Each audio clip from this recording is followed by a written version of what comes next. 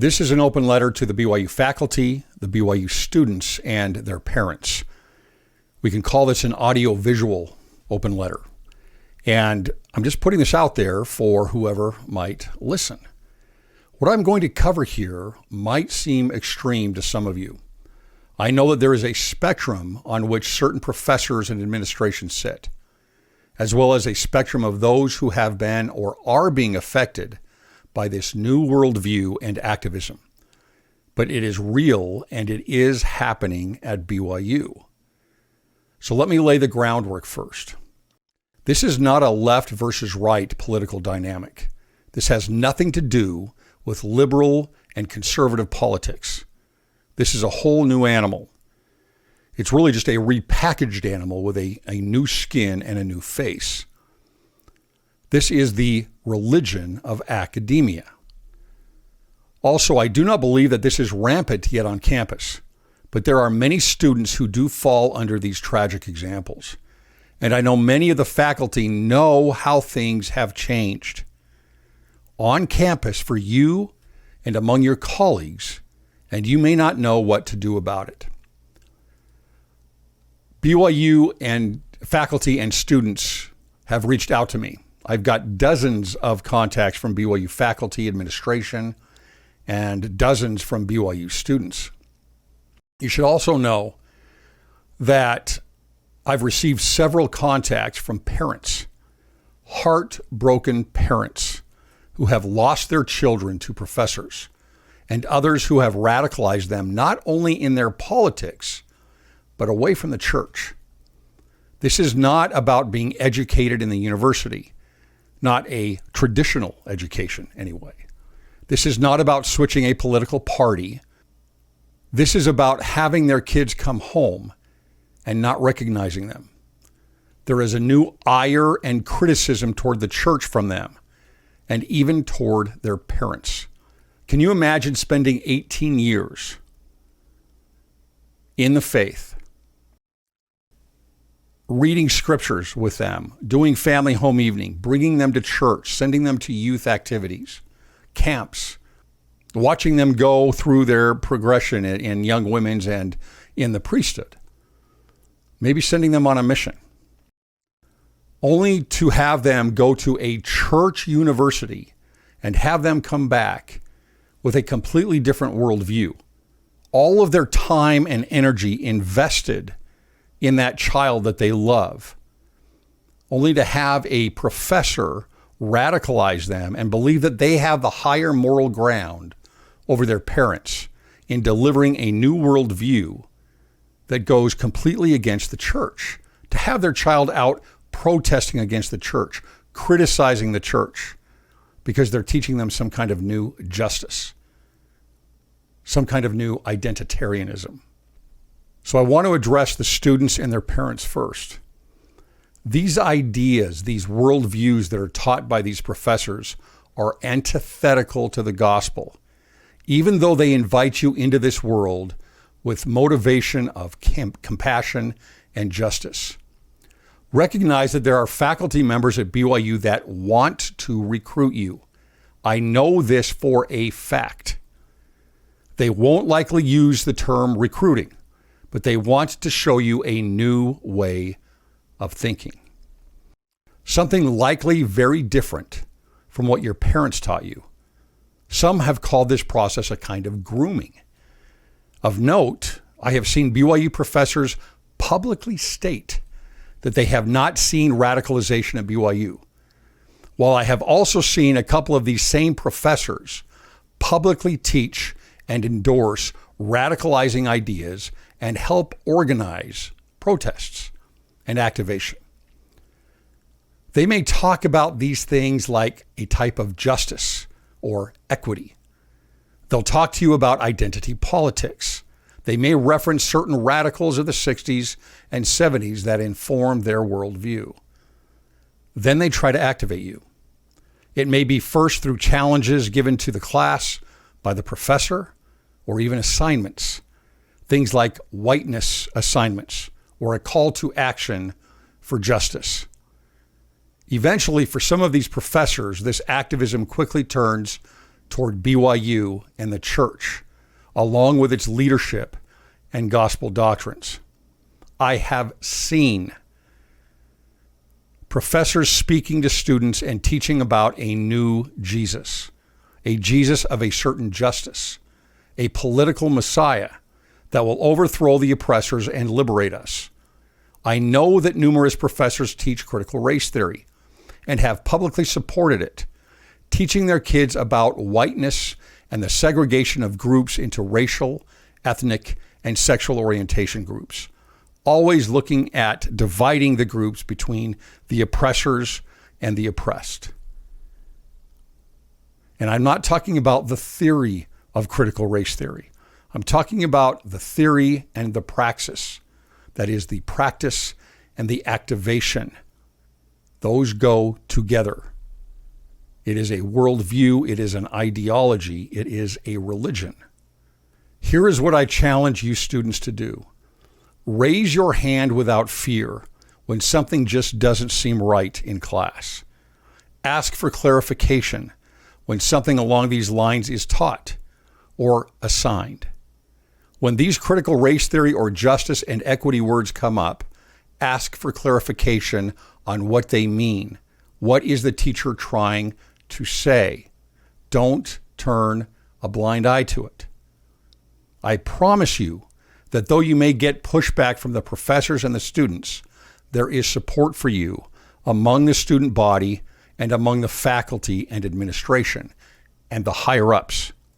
To the parents, I challenge you to prepare your kids for BYU. Do not think that just because it is a church school, that they are not going to receive doctrines that are, and worldviews, ideologies that are antithetical to the gospel. Again, I'm not saying that this is rampant. BYU is a great place. It's a wonderful school with wonderful people and wonderful students and administration and teachers, professors. But there are a select number. It's not a handful either. It's not just a handful.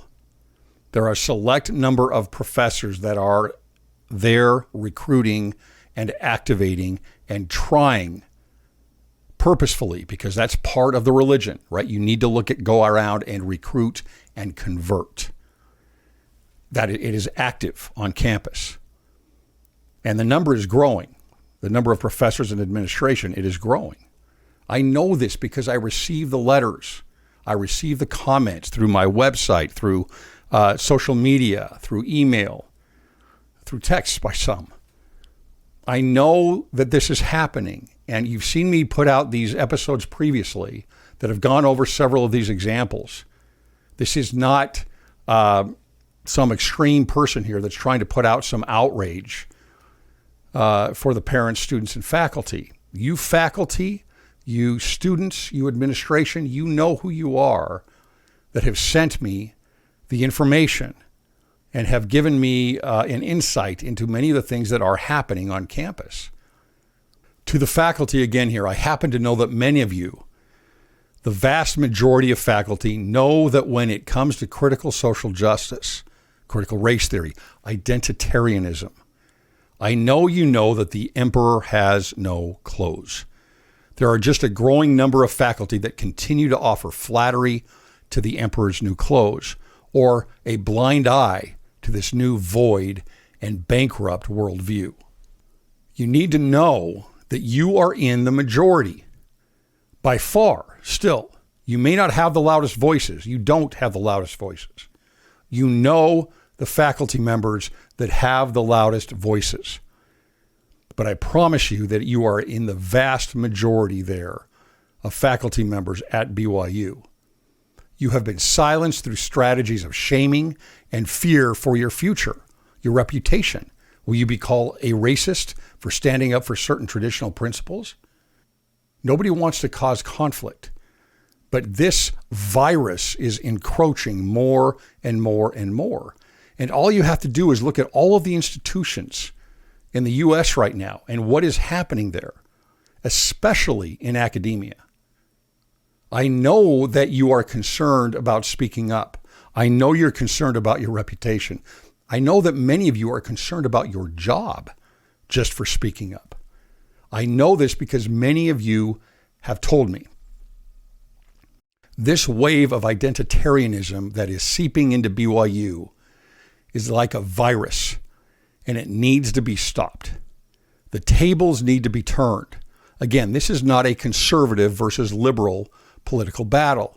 However, you must speak up. You must speak up. I don't know the extent to which changes are coming, but I do know that there are changes coming. Some have already taken place, and you know which ones those are. I believe that you have support for speaking up from the highest levels. Do not be afraid to speak up. Academia has always been a source of discontent and, yes, even apostasy in the Lord's church.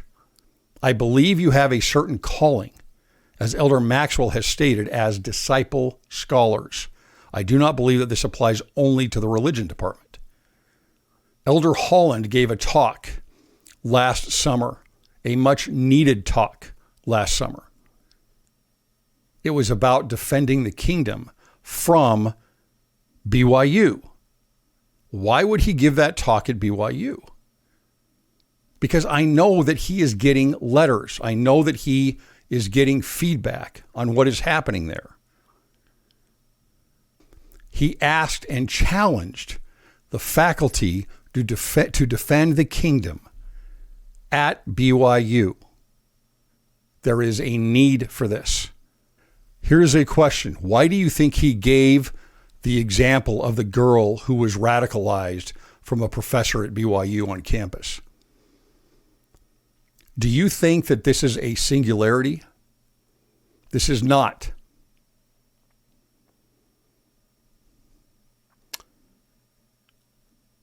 I know what he was talking about.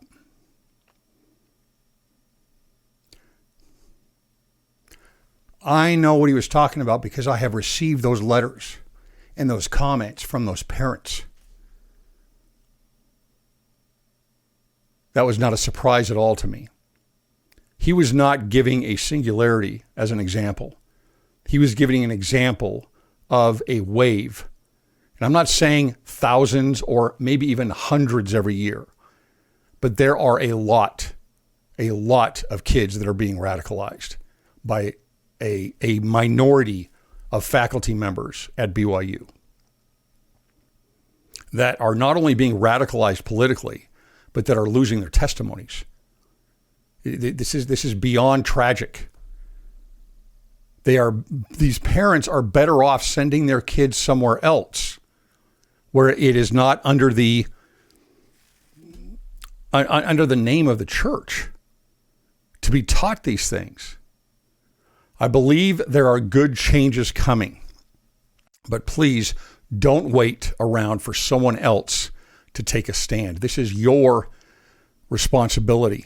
This is your university, and college kids need you. We need you. Lastly, a direct message to those professors who believe that it is their place to socially re-educate these new adults into pernicious ideologies whose fruits are the impassioned criticism of the church, its leadership, and the gospel. I'm not going to throw shame on you, but you should sense that shame for yourself. This is a church university. Your salary is subsidized by faithful members of the church who pay their tithing. The tuition of those new adults is subsidized by those same faithful members of the church. You know who you are. You laughed and mocked at Elder Holland's address last summer, and you've done it publicly. You believe you have a higher morality, a better world view than what was taught to the students by their parents. To those professors who are faithful members of the church and are teaching the religion of academia, what are you doing? Do you understand what you are doing? I love BYU.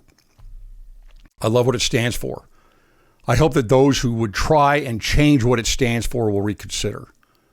And for those who love what BYU stands for, I challenge you to stand for it as well.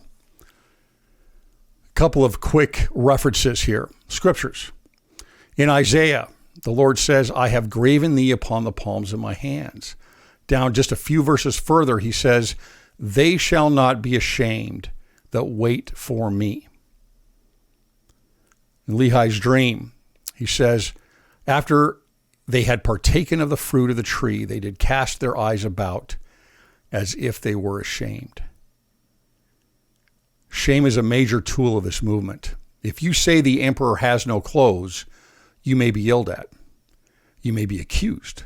There may be ad hominem attacks, but I know you have support.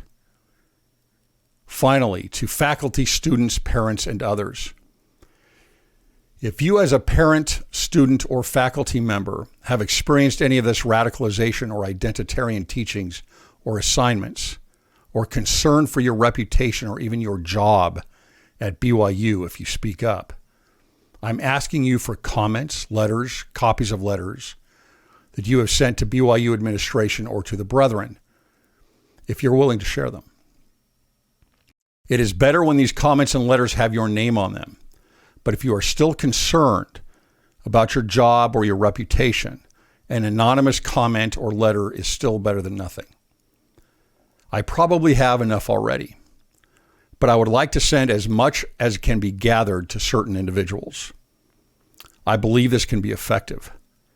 You can contact me on social media and DM me on Facebook or Twitter, on my contact page at cwicmedia.com, or even on the comments section of our YouTube channel. Every little bit will help. Thanks for listening.